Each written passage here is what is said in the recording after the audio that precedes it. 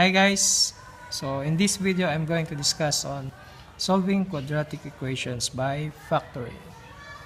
Let's have examples. Number 1, x squared plus 7x plus 12 equals 0, and number 2, x squared minus 2x minus 24 equals 0. Now, the process in solving quadratic equations by factoring is that you're going to take a look first at the constant, then next will be the numerical coefficient of x. So the first procedure here is you're going to find two numbers.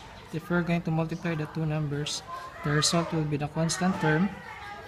And if you're going to add that numbers, the result will be the numerical coefficient of x, which is 7.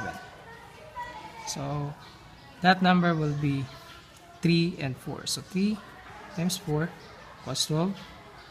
3 plus 4 equals 7.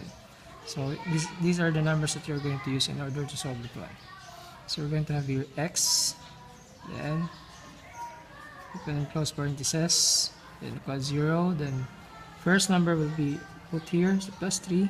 Second will be plus 4. Then in here we're going to apply zero product property. So zero product property states that if two numbers are multiplied will be equal to 0, then either of the two is equal to 0. So either x plus 3 equals 0 and or x plus 4 equals 0. Now x here will be equal to negative 3 and x here is equal to negative 4. Therefore, the answer for number 1 will be x equals negative 3 and x equals negative 4. Then for number 2, x squared minus 20x, 2x squared minus 2x minus 24 equals 0. So again, you're going to take a look at the constant term and the numerical coefficient of x. So we're going to look for the numbers, two numbers that if we're going to multiply, the answer will be negative 24.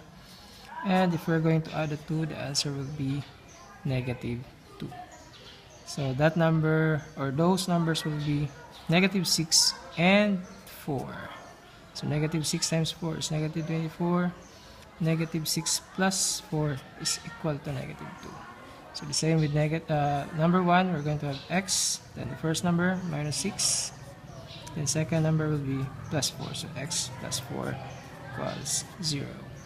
Then applying zero product property, we're going to have x minus 6 equals 0 and or x plus 4 equals 0.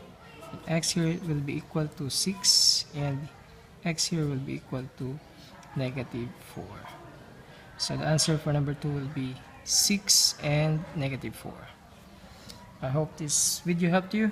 If you have suggestions or comments, please comment below and see you next time.